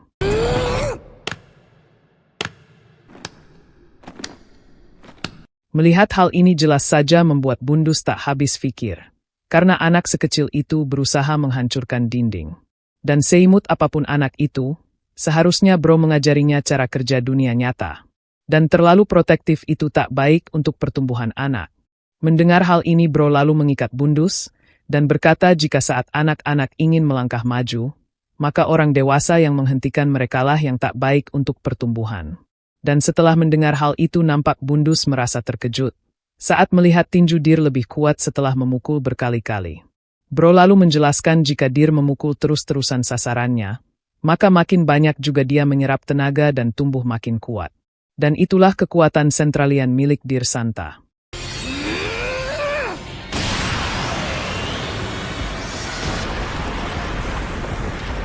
Sayangnya meski dinding itu berlubang cukup dalam, tapi itu masih belum cukup untuk menerobos kulit monster limbah raksasa tersebut. Tapi meski begitu Bro merasa jika Dir bisa meninju sepuasnya, dan dia bisa menjadi lebih kuat. Melihat hal ini Bundus pun tertawa, dan ia nampak kagum dengan kekuatan Dir. Dan jika dia menjadi lebih kuat, maka Bundus akan menghentikan pertumbuhan itu dengan tangannya. Setelah itu nampak Bundus mengaktifkan peranti jiwanya yang bernama Hands. Dia kemudian melepaskan diri dari pengikat tersebut, dan akan mencegah mereka kabur dari tempat ini. Dan jika lancar ia ingin menang dan mendapatkan hadiah. Namun sesaat kemudian hal mengejutkan pun terjadi.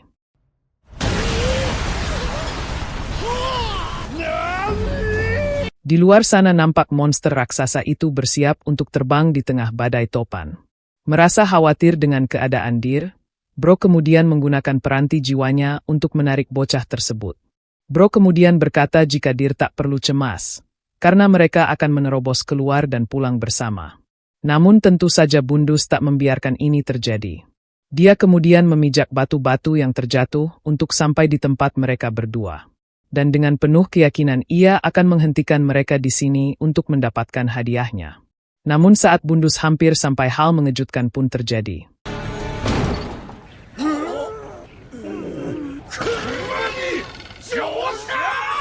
Karena tiba-tiba berada di dalam mobil jelas saja membuat mereka merasa panik. Apalagi mobil itu dihantam sampah dan berjalan di kemiringan ekstrim.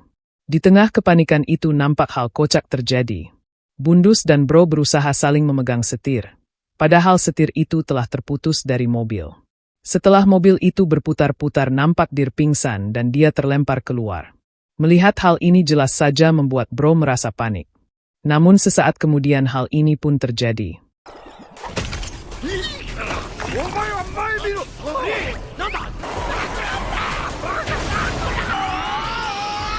Karena tak sudi mati konyol seperti ini, jadi Bundus pun mengeluarkan peranti jiwanya untuk menghancurkan benda-benda yang akan menabrak mobil tersebut. Dia kemudian menyuruh Bro untuk membelokkan mobilnya, untuk masuk ke pipa besar yang ada di sana. Meski dirasa mustahil, beruntung si Bro mendapatkan ide cemerlang. Dia kemudian mengeluarkan peranti jiwanya untuk meraih tiang listrik. Hal ini membuat mobil itu berbelok, dan pada akhirnya mereka berhasil masuk ke dalam pipa tersebut. Tak disangka di dalam sana ada Engine dan juga Fu. Melihat mereka keasyikan semobil dengan anggota Riders, jelas saja membuat Engine menanyakan hal ini. Mendengar hal ini Bundus lalu meminta untuk tidak menodongkan payung tersebut. Melihat keadaan Fu, Bundus lalu menanyakan mengapa dia tiduran di sini, dan mengapa dia belum mengalahkan lawannya. Dengan wajah bersedih Fu lalu menjawab, karena dia tak mau menyerangnya duluan. Saat ia memberitahu tempat ini, Fu berpikir jika dia bakal semangat untuk menyerang memakai peranti jiwanya. Namun tiba-tiba dia pergi karena ingin mencari rekan-rekannya. Engine lalu berkata jika ia tak mau melakukan itu, karena Fu pasti membalasnya. Tak lama kemudian Bro lalu memberitahukan agar Engine jangan terlalu santai. Karena kalau tak segera keluar mereka bisa mati. Dia lalu menjelaskan jika Riders telah menerbangkan monster limbah ini untuk menyeberangi perbatasan.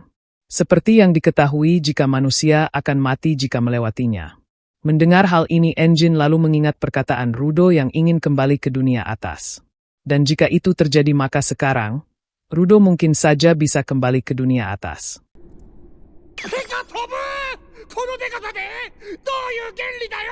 Tak lama kemudian nampak Choker tiba-tiba tersambung. Semiu yang menyadari hal ini langsung menanyakan keadaan mereka. Engine lalu menjawab dengan merangkum apa yang sedang terjadi. Singkatnya mereka semua ada di dalam tubuh monster limbah. Bro dan Dir bersamanya, namun anggota yang lain belum ketemu. Dan jika monster ini dibiarkan, maka mereka akan mati saat menyeberangi perbatasan. Mendengar hal ini Semiu lalu berkata dengan keras jika Engine adalah Cleaners.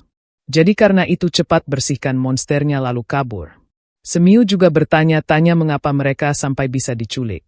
Tak hanya itu mengapa Choker tiba-tiba mati kalau mereka bukan berada di bawah tanah. Engine pun menjawab jika ia sama sekali tak mengetahuinya.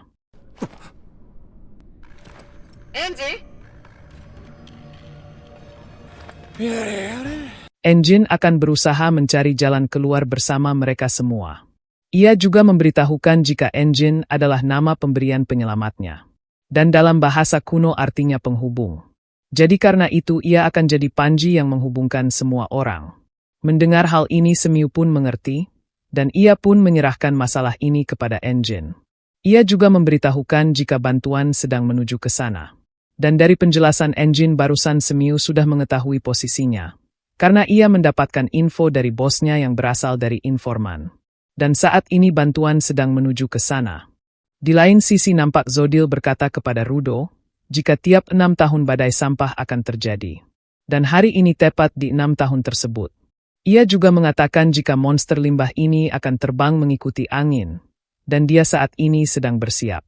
Kalau bisa Zodil tak ingin menumbalkan Rudo, karena dia tahu banyak soal dunia atas. Oleh karena itu ia menyuruh sang MC ikut dengannya ke dunia atas.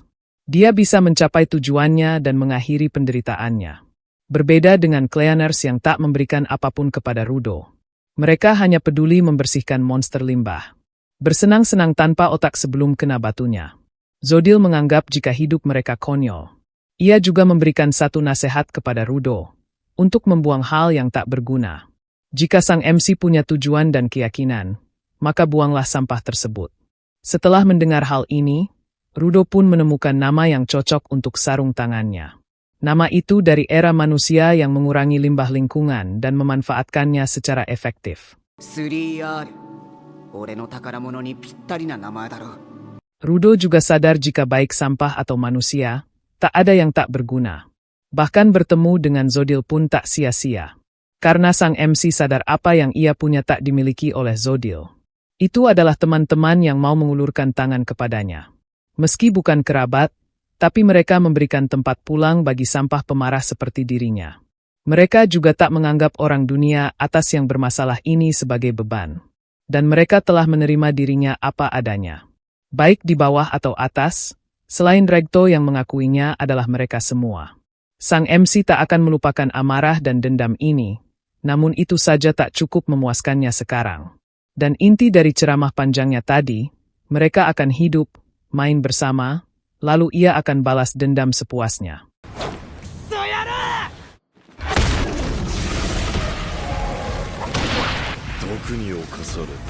Zodil juga berkata jika kata-kata Rudo barusan hanyalah ketamakan yang sia-sia. Dan ia punya ramalan untuk sang MC. Setelah amarah dan teman, yang akan masuk ke tubuhnya adalah penyesalan. Suatu hari Rudo akan paham, jiwa yang tercemar karena memungut sampah akhirnya ingin kembali bersih. Mendengar hal ini Rudo lalu menjawab, jika Zodil hanya iri karena ia mempunyai teman. Zodil pun merasa tak terima, dan menanyakan di mana teman-teman Rudo sekarang. Namun sesaat kemudian hal mengejutkan pun terjadi.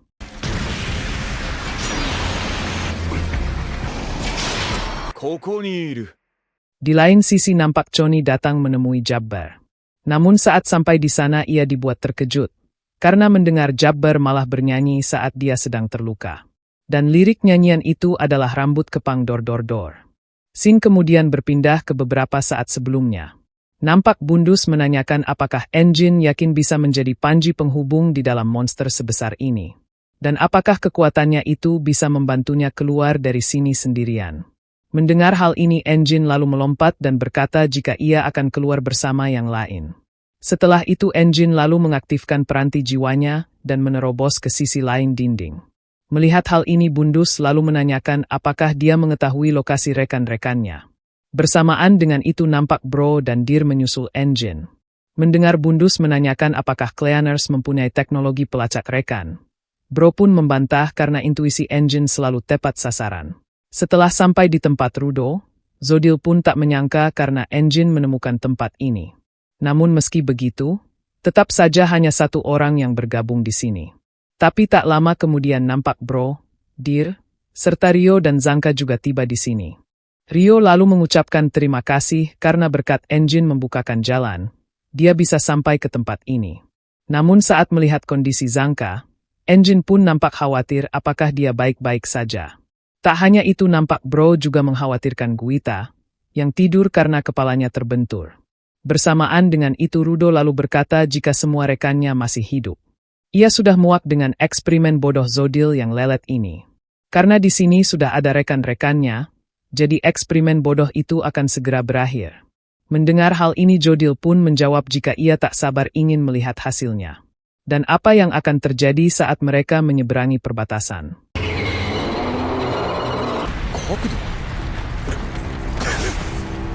Tak lama kemudian nampak tanah itu kembali seperti semula.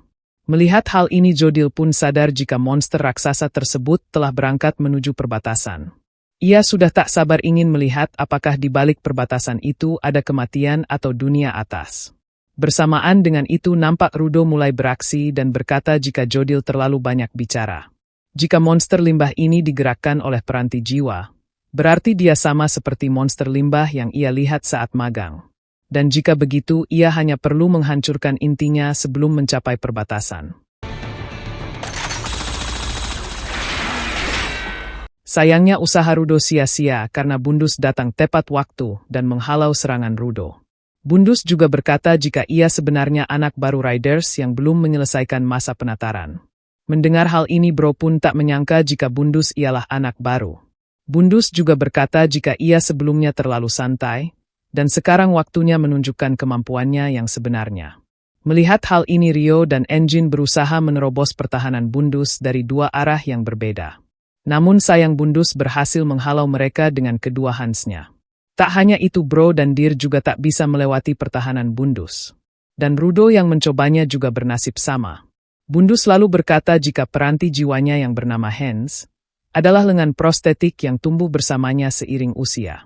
Tiap tangan mempunyai kualitas tinggi, jadi apakah mereka bisa menembus pertahanannya sebelum menyeberangi perbatasan? Dan perlu diketahui juga, jika Bundus masih mempunyai satu tangan yang menganggur. Di lain sisi nampak Choni mendatangi Amozo. Ia lalu menanyakan apakah Amozo sudah selesai. Mendengar hal ini Amozo tiba-tiba bangun, dan menjawab mana mungkin ia membiarkan semua berakhir di sini. Di lain sisi nampak Rudo melihat inti itu dari kejauhan. Sang MC ingin sekali menghancurkan inti tersebut, namun meski begitu ia tak bisa mencapainya.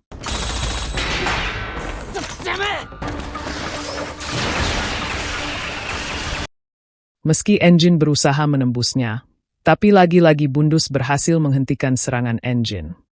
Tak hanya serangan Engine yang dapat dihentikan, tapi semua usaha para Cleaners juga berhasil diatasi oleh Bundus. Mulai dari Rio yang ingin memotong tapi tak berhasil. Bro yang berusaha menghentikan Hans tapi peranti jiwanya malah robek. Dir juga bernasib sama, karena ia malah jadi bulan-bulanan Hans milik Bundus. Melihat hal ini Bro pun sadar jika Bundus mempunyai banyak peranti jiwa. Tak hanya itu dia juga langsung memahami peranti jiwa milik anggota Cleaners yang lain, dan mengirimkan tangan yang tepat untuk melawan mereka. Karena hal ini Bro pun menganggap jika Bundus merupakan veteran yang terampil. Dan andai saja mereka bisa menggunakan kekuatan Guita di saat seperti ini, maka mungkin saja mereka bisa mengatasinya.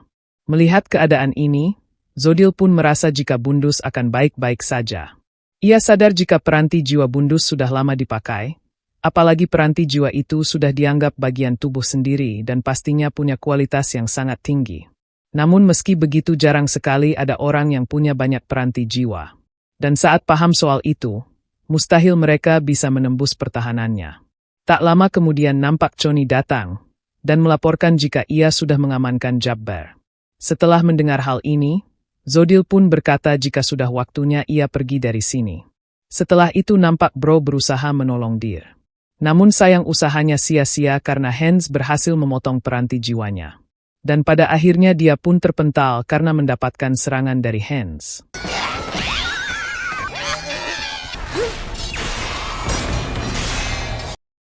Bersamaan dengan itu nampak Rudo diam-diam ingin menembak inti monster limbah tersebut. Namun sesaat kemudian muncul peranti jiwa kecil milik Bundus, yang membuat posisi Rudo ketahuan dan dia pun kembali diserang. Melihat hal ini Rudo pun semakin kesal karena ia sama sekali tak bisa menembus pertahanannya. Sang MC pun nampak khawatir karena jika monster ini melewati perbatasan maka mereka akan mati. Awalnya sang MC juga nampak pesimis karena Engine dan yang lainnya saja tak bisa menembus pertahanannya. Namun sesaat kemudian Rudo pun sadar jika ia salah besar.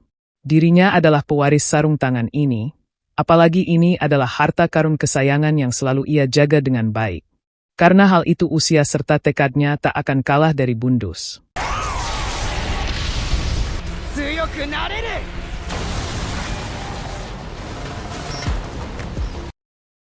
Melihat hal ini jelas saja membuat mereka merasa terkejut.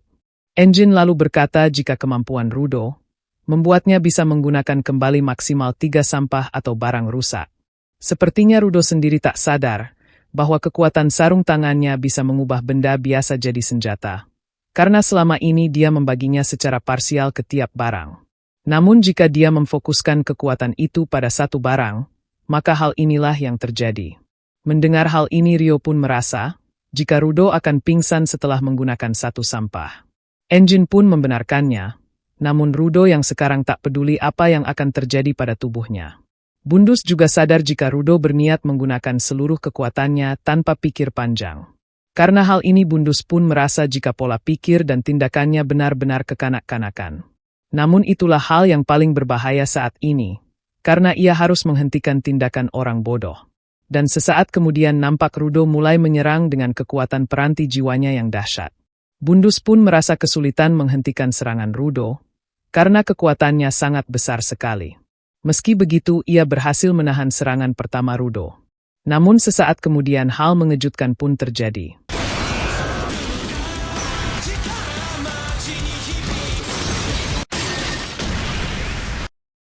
Meski serangan Rudo meleset dari inti monster limbah tersebut, namun mereka tetap saja beruntung karena Bundus telah dikalahkan. Awalnya Engine berencana menyerang inti tersebut, tapi secara tiba-tiba ia merasakan aura menyeramkan dari bagian belakang. Di lain sisi nampak Rudo merasa kelelahan setelah melakukan serangan dahsyat tersebut. Sedangkan Bundus merasa sakit hati, karena barang kesayangannya telah rusak. Meski peranti jiwa itu bisa diperbaiki, namun saat melihat barang kesayangannya rusak tepat di depan mata itu sangat menyakitkan.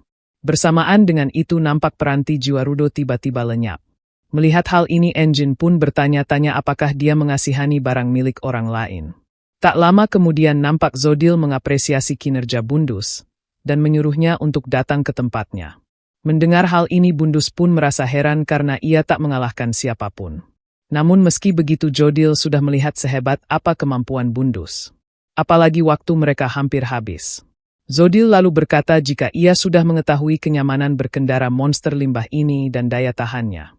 Tak hanya itu ia sudah mengetahui daya tempur Riders baru, memastikan performa Choker, dan juga sudah memastikan kemampuan seri pengawas yang lain. Karena hal itu tak ada alasan untuk tetap tinggal di sini. Melihat Bundus pergi, Rudo lalu menanyakan bagaimana dengan peranti jiwanya yang berserakan. Mendengar hal ini Bundus lalu mengambil pecahan peranti jiwanya, dan berkata jika Rudo baik sekali pada benda. Tapi seperti yang sudah Bundus katakan tadi, jika ia bisa memperbaiki peranti jiwa ini. Melihat para Riders akan kabur jelas saja membuat sang MC merasa kesal. Zodil lalu menjawab jika ini semua bagian dari rencananya. Para Cleaners hanya subjek tes, dan bakal aneh jika ia berada di dalam kandang yang sama dengan para subjek tes. Mendengar hal ini Rudo pun semakin kesal, karena mereka seenaknya membawanya kemari. Zodil lalu berkata jika mereka tak usah berteriak, dan hancurkan saja inti monster limbah tersebut. Namun sepertinya mereka sudah terlambat, karena anak baru lain yang penuh semangat itu telah tiba. Dan sesaat kemudian hal ini pun terjadi.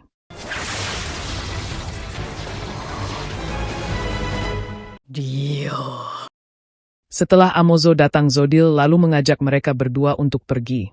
Karena jika tetap di sini mereka akan celaka. Dan sebelum pergi ia berkata kepada Rudo, jika ia akan datang kembali untuk mengambil seri pengawas miliknya.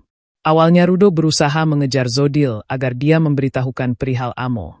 Namun sayangnya usaha sang MC sia-sia karena mereka telah pergi duluan. Melihat kepergian rekan-rekannya, Amozo pun berkata jika keputusan Zodil sangat bijak. Sekarang dirinya hanyalah bidak yang ada hanya demi Zodil.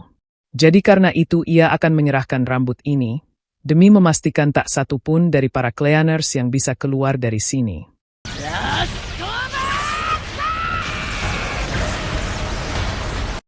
Meski serangan itu cukup kuat, namun Amozo merasakan efek samping terbakar dari rambutnya. Di lain sisi nampak Fu menangis karena rekan-rekannya telah pergi meninggalkannya. Ia sadar jika mereka melakukan ini karena dirinya sama sekali tak berguna. Fu juga bertanya-tanya mengapa tak ada seorang pun yang memerintahnya, dan apa yang harus ia koreksi. Ia sangat menyedihkan dibandingkan dua anggota baru tersebut, dan Zodil takkan memerintahkannya lagi. Namun di tengah Fu yang sedang menangis, hal mengejutkan pun terjadi. Omae kimo, gaman no genkai. Yappa omae, ore ga inei to nani mo dekiya shinei na. Dan sepertinya yang berbicara kepada Fu itu ialah kepribadiannya yang lain. Dan Fu memanggil kepribadian itu dengan nama Tuan Hai. Hai kemudian menyuruh Fu untuk menukar tempat dengannya, dan biar ia yang akan mengurus sisanya. Dan jika dirinya tak dibutuhkan lagi, maka sekarang saatnya untuk angkat kaki. Di lain sisi nampak Amozo juga tersiksa, dan menginginkan agar monster limbah ini segera menyeberangi perbatasan agar para Cleaners cepat terbunuh. Ia menginginkan hal ini secepat mungkin sebelum seluruh rambutnya terbakar habis. Melihat situasi ini, Ryo pun sadar mengapa Amozo sebelumnya hanya bisa menggunakan kekuatannya selama 2 menit. Karena rambutnya tak akan bertahan lebih dari itu. Ryo juga menyesal mengapa dia sebelumnya tak menghabisi Amozo. Bersamaan dengan itu nampak hal mengejutkan terjadi. Tak disangka Rudo masih bisa bergerak dan merangkak pelan-pelan. Melihat hal ini, Amozo pun sangat kesal mengapa Rudo masih bisa bergerak. Padahal ia sudah mengorbankan hal berharga demi kekuatan ini. Dengan tatapan tajam, Rudo lalu berkata jika ia akan menghancurkan inti tersebut. Bersamaan dengan itu nampak dinding yang terkena serangan Rudo sebelumnya mulai retak. Dan sesaat kemudian hal mengejutkan pun terjadi.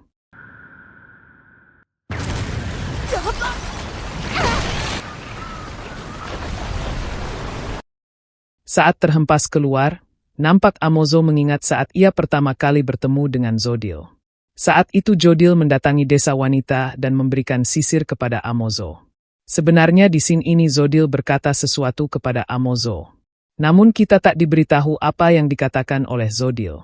Setelah mengingat hal itu nampak Amozo berkaca-kaca saat melihat keindahan langit di perbatasan. Awalnya Amozo merasa jika perbatasan itu sangatlah indah. Namun sesaat kemudian hal mengejutkan pun terjadi.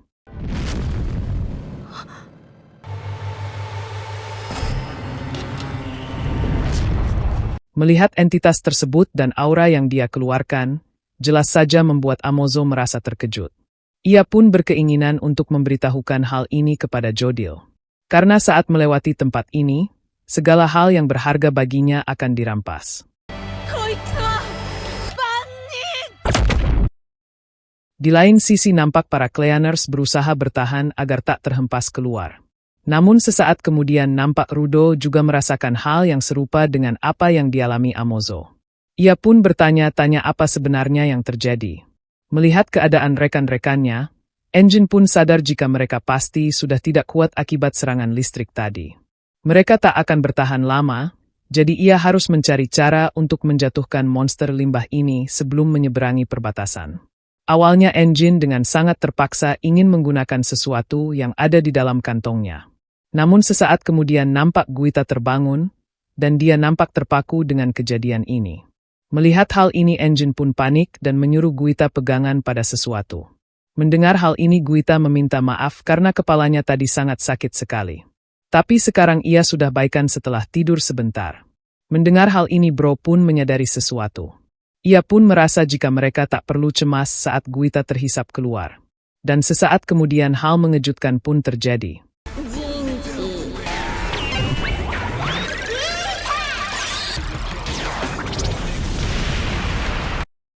Setelah berubah menjadi kaiju raksasa, Guita kemudian menutupi lubang tersebut.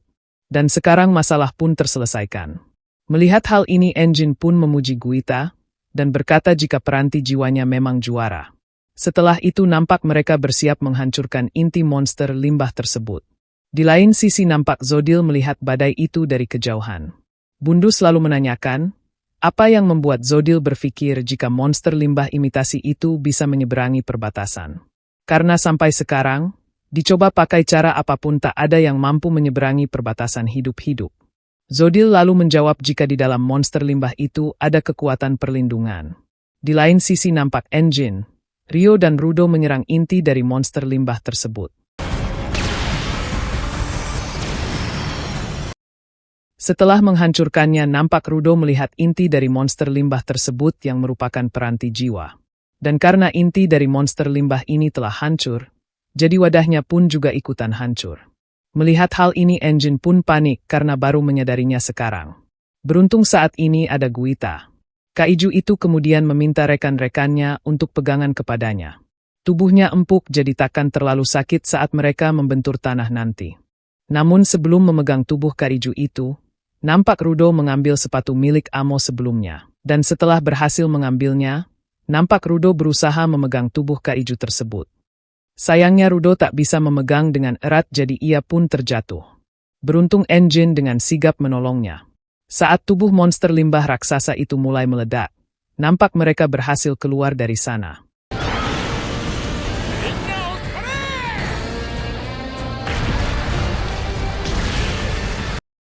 Setelah berhasil mendarat dengan selamat, Rudo pun mengingat seluruh kata-kata yang dikeluarkan oleh Zodil.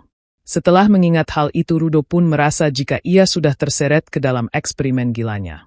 Dan dari dalam monster limbah sebesar gaban itu, ia mendapatkan seri pengawas milik Amo. Rudo pun merasa kelelahan dan ia ingin makan yang manis-manis. Tak lama kemudian nampak bantuan dari Cleaners datang. Gris kemudian datang menemui Rudo, dan ia pun nampak senang karena sang MC baik-baik saja. 兄貴